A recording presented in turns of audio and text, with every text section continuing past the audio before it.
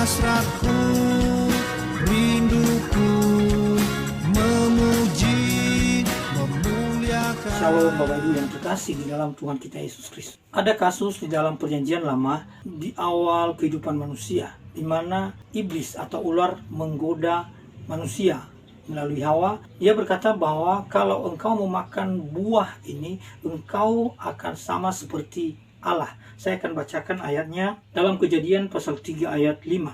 Tetapi Allah mengetahui bahwa pada waktu kamu memakannya, matamu akan terbuka dan kamu akan menjadi seperti Allah, tahu tentang yang baik dan yang jahat. Bapak Ibu yang terkasih, apakah Allah menyembunyikan sesuatu kebenaran kepada Adam dan Hawa, lalu kemudian ular seolah-olah lebih tahu tentang kebenaran, dan dia berkata, jikalau engkau memakan buah ini, dia tahu sebelumnya Tuhan sudah melarang Adam dan Hawa, engkau boleh makan semua buah yang ada di dalam taman ini, tetapi pohon pengetahuan tentang yang baik dan yang jahat, engkau tidak boleh memakannya. Pada hari engkau memakannya, engkau akan mati. Tapi pada kenyataannya, ketika mereka makan, justru mereka dikatakan seperti Allah. Dan itu kebenaran itu nyata di dalam Kejadian pasal 3 ayat yang ke-27. Saya bacakan ayatnya.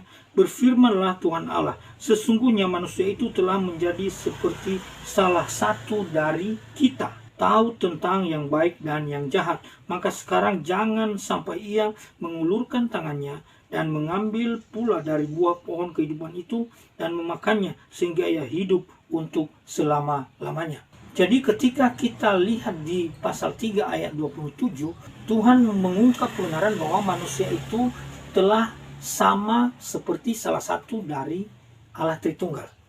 Jadi sehingga Tuhan berkata, kita usir dia dari Taman Eden ini.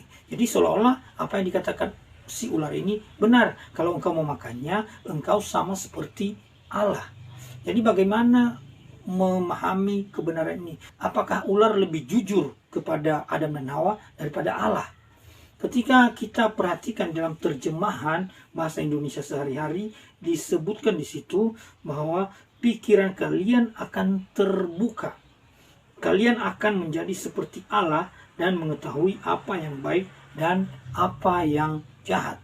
Memang sungguh benar bahwa ketika mereka setelah selesai mereka memakan buah itu, setelah mereka melanggar kebenaran Tuhan, mereka sadar bahwa mereka telanjang, lalu mereka mulai merasa malu.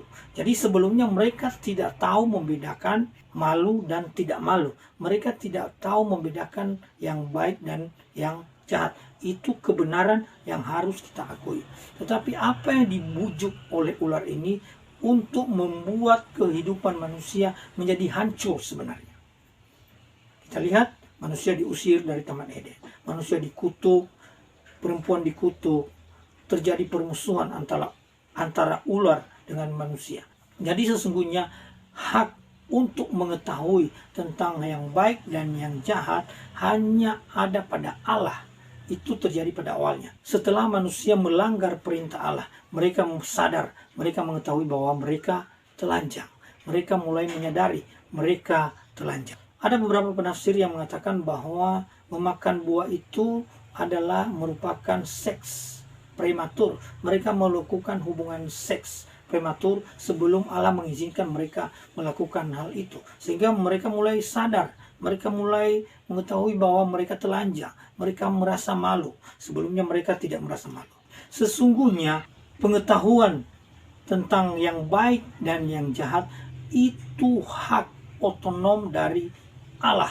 Itu kepunyaan Allah. Dan manusia telah melanggar untuk mengetahui tentang hal yang baik dan yang jahat.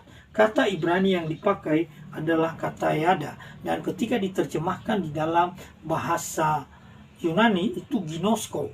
Jadi kata yada itu kadang diterjemahkan sebagai mengetahui atau tahu, atau juga di beberapa ayat seperti di dalam 2 Samuel, di dalam Ulangan itu diterjemahkan membeda-bedakan. Jadi pada akhirnya mereka mampu membedakan mana yang baik, mana yang jahat. Oleh karena itulah manusia telah melanggar hak yang dimiliki oleh Allah sendiri. Jadi ketika kita kembali pada pertanyaan sebelumnya, apakah ular lebih jujur daripada Allah? Mengapa Allah tidak memberitahukan saja apa yang sebenarnya akan terjadi ketika mereka melanggar kebenaran Tuhan, mereka melanggar firman Tuhan? Jadi sesungguhnya pengetahuan tentang baik dan jahat itu adalah hak istimewa dari Allah. Itulah sebabnya Allah tidak mengungkapkan hal ini kepada Adam dan Hawa. Tetapi ular yang licik menggoda, membujuk manusia untuk melawan Allah sampai mereka bisa membedakan yang baik dan yang jahat. Itu adalah dosa di hadapan Allah karena telah melawan apa yang dilarang oleh Tuhan. Maka apa yang dilakukan oleh iblis itu adalah pencobaan, menggoda, membujuk, mengajak manusia untuk melawan kehendak Allah. Sebagai aplikasi bagi kita, saya mau sampaikan kebenaran Tuhan, bahwa kita harus lebih taat pada kehendak Allah daripada godaan, bujukan dari ketidakbenaran, dari orang-orang yang mengajak kita melakukan hal yang jahat. Misalnya dalam kehidupan nyata, kita tahu ini salah, tetapi kita melakukannya sebagai suatu kesempatan. Misalnya memakai uang yang bukan hak kita, korupsi, dan sebagainya. Kita berkata, ini kesempatan. Jangan sampai dilewatkan. Tetapi kita sendiri sadar di dalam diri kita bahwa hal itu salah. Nah, kita harus memilih taat pada kebenaran Tuhan. Kita harus berani menolak dan berkata tidak untuk hal-hal yang tidak benar. Saya yakin dan percaya Tuhan bisa memberkati kita di luar hal-hal itu, di luar hal yang terjangkau oleh pikiran kita. Lebih baik daripada kita melakukannya dengan melawan kehendak Allah. Tapi masalahnya dalam kehidupan keseharian, kalau kita menolak, kita akan dikucilkan. Bahkan jabatan mungkin bisa terancam. Saya mau katakan tetap aja taat pada kebenaran. Kebenaran akan muncul berdasarkan kehendak Allah. Kalau Tuhan yang sudah membuka pintu, tidak ada satupun yang mampu menutupnya. Tapi kalau Tuhan sudah tutup, apapun usaha kita, apapun usaha manusia, kita tidak mampu membukanya. Jadi kita harus berani berkata tidak kepada korupsi, berkata tidak kepada kecurangan, berkata tidak kepada hal-hal yang tidak benar. Saya percaya berkat Tuhan, pemeliharaan Tuhan, dan promosi dari Tuhan akan nyata tepat pada waktunya. Asal kita hidup dalam kebenaran. Tuhan memberkati kita.